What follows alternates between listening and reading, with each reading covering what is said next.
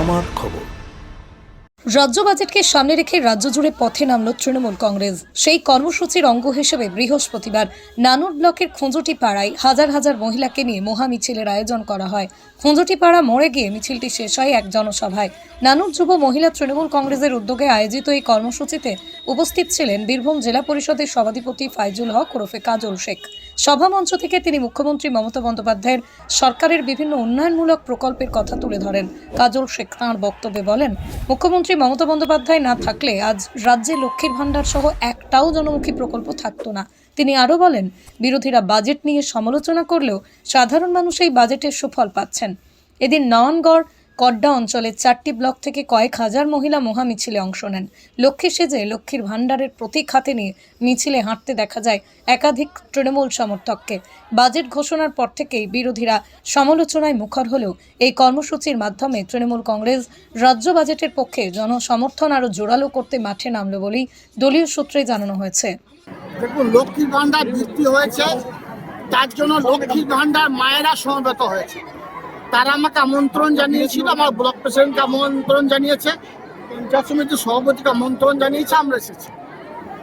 আমাদের নানুর মহিলা নেত্রী এবং নানুর ব্লকের যুব সভাপতি তাদের তত্ত্বাবধানে মহিলাদের যে ডাক দিয়েছিল, সেই মহিলারা মায়েরা দেখতে পাচ্ছেন প্রায় 10 থেকে 15,000 মায়েরা এখানে সমবেত হয়েছে। মাত্র 4টি অঞ্চলে, যদি এরা 11টা অঞ্চলে ডাক দিত তা আমার মনে হয় এখানে 20 থেকে 25,000 মহিলা কম সমস্যার সমবেত হবে।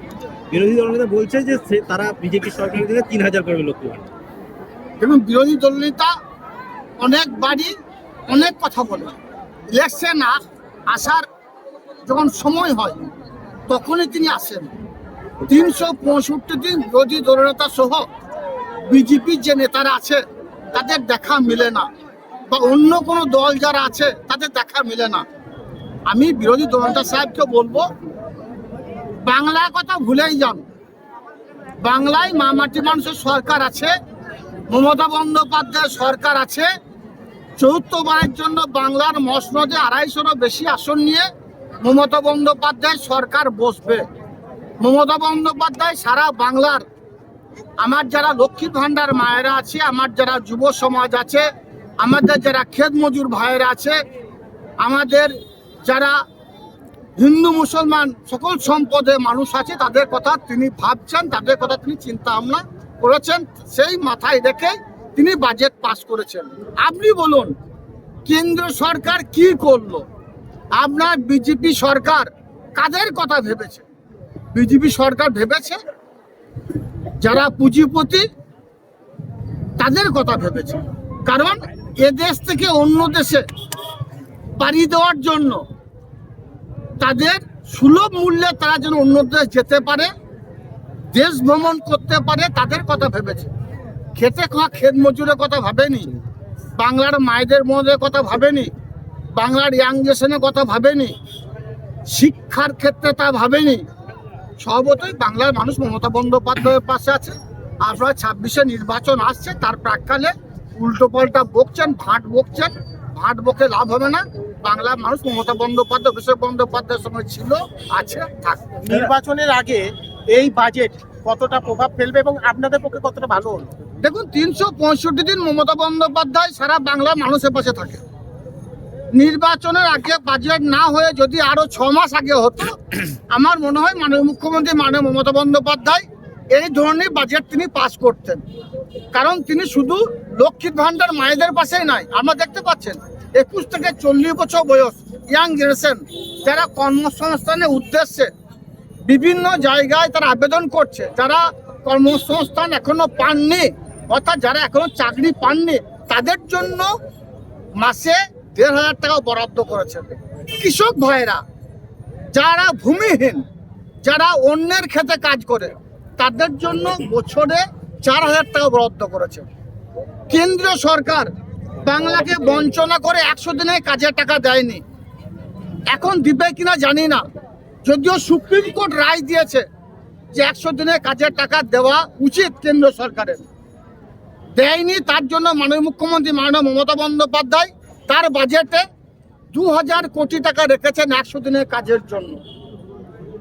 সর্বতই মমতা বন্দ্যোপাধ্যায় সারা বাংলার কৃষক থেকে শুরু করে ক্ষেত মজুর থেকে শুরু করে ইয়াং জেনারেশন থেকে শুরু করে আমার যারা লক্ষ্মীর ভাণ্ডার মায়েরা আছে, আমার যারা ইয়াং জেনারেশন আছে, তাদের সকলের কথা, ছাত্র যুব সকলের কথা তিনি চিন্তা ভাবনা করেছেন। বাজেটে সকলের জন্য বাংলার পথকে আরো মসৃণ করেছেন।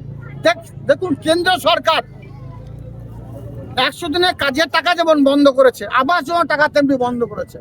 মাননীয় মুখ্যমন্ত্রী মাননীয় মমতা বন্দ্যোপাধ্যায় বাজেট পেশ হওয়ার আগে সিঙ্গুরে ঐতিহাসিক জনসভা হয়েছিল, সেখান থেকে তিনি সারা বাংলায় 20 লক্ষ বাড়ি দিয়েছেন।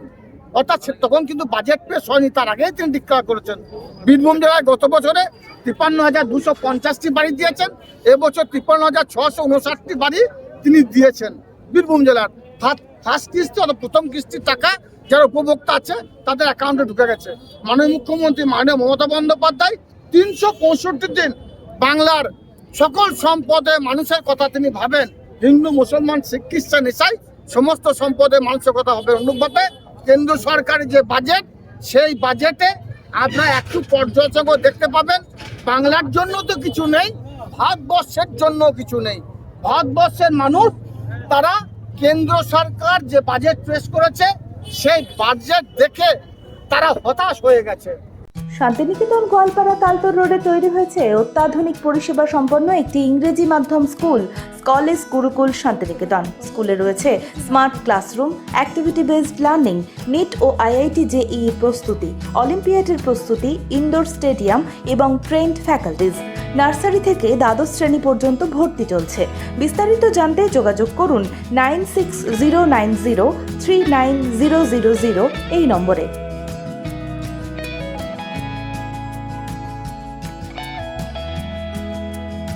দেখতে চোখ রাখুন আমাদের ফেসবুক ও ইউটিউব চ্যানেলে।